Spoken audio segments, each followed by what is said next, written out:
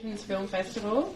I'd like to begin by acknowledging the traditional owners of the land in which this event is taking place, the land of the Wurundjeri people, and pay respect to their elders past, present and emerging. The Transitions Film Festival, for those who may not know, is a social and environmental impact film festival that uses the power of film and discussion to create positive change in the world. We showcase films about the important issues affecting our lives and the solutions to our greatest collective challenges, and we are very excited to be hosting the Australian premiere of 8 Billion Angels. I would now like to introduce Michael Terry Bayliss, a post-growth advocate who is here to introduce the film.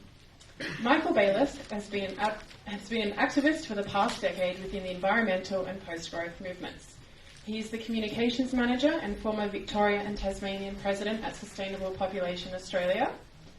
And the focus of his work involves advocacy regarding choice for small families and for working cooperatively with our global neighbours to create equitable societies that do not rely on perpetual growth. Previously, he has coordinated various grassroots community groups in Melbourne, such as Doing It Ourselves and Gnome's Urban Gardening Network. He is a participant in the International Post-Growth Alliance, run by the Post-Growth Institute, and he co-founded Population Permaculture and Planning in 2015. And Michael takes his policies into his home life, where he lives in an intentional shared living community based on the retro-suburbia principles, where he looks after a lush permaculture garden. And he writes songs about environmental and climate change grief with his band Shock Octopus. Please welcome Michael.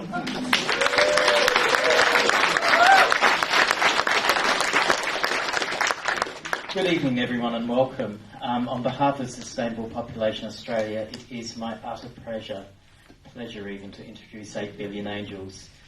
This movie is exciting for several reasons. Firstly, as a production, it is visually both beautiful and stunning. Secondly, it captures the human element, particularly the uncertainty and vulnerability as we face Earth overshoot. And lastly, what a delight it is to finally have a full-length feature film with a focus on the impacts of population growth. And this time it isn't even directed by David Attenborough. The producer of 8 Billion Angels, Terry Sparr, is an American naturalist and environmental activist who has spent 25 years in the business world, where he had learned that in order to solve a problem, you must first name it, then blame it, and then fix it. And what he noticed in the fight against climate change, and particularly in the films that were addressing it, is that no one was doing that. 8 Billion Angels focuses on the fundamental upstream cause of all our environmental emergencies, and refreshingly offers real, practical, scientifically proven solutions that, when adopted by individuals, societies and countries, have tremendous social health and economic benefits attached to them. As you watch the film, you will see through the eyes of the individuals around the world as they confront unsustainable population growth in their work, their research and their lives. Now let's take a moment to imagine just what if one of the biggest things that we could do to address environmental catastrophe was also a moral imperative, one that actually empowers women to have agency in regards to the size of their family size, with reliable, affordable access to family planning services. That mitigates the suffering that comes from tens of millions of unplanned and unwanted pregnancies each year.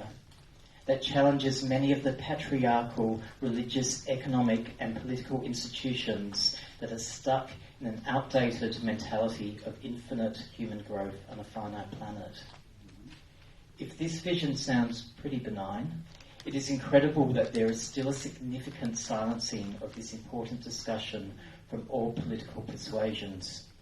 Organisations such as mine at Sustainable Population Australia fight daily from a tirade of misinformation, uninformed opinions and emotive reactions to what is essentially advocacy for a better world, one that is equitable with all the other species to which we share this planet. It is more important than ever that population advocacy groups such as SPAR can share a message of hope and empowerment that brings people together.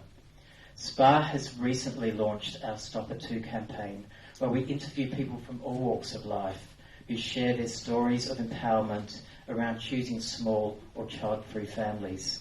SPA will be screening our short interview videos in addition to a fantastic feature-length documentary, To Kid or Not to Kid, in cinemas in Melbourne and Sydney later this year. SPA is also engaged in the important work of challenging the mentality of big business and big politics who enact policies to rapidly grow Australia's population for narrow short-term economic interests. As we have seen from the disasters this summer, the attempts to accelerate the human impact on the world's most environmentally fragile continent is a recipe for apocalypse. If you are interested in finding out more about SPA and what we do, please see after the film either myself or the National Vice President, Jenny Goldie, who's come all the way from Canberra to join us tonight. I'm not sure if you want to raise your hand, Jenny. There she is. Talk to her. She's great. We've also got the elected Victorian Senator for Sustainable Australia, Clifford Hayes, who's also in the audience. Do you want to raise your hand, Clifford? Fantastic. So, yes, the population royalty is here tonight. Otherwise, thank you very much and enjoy the show.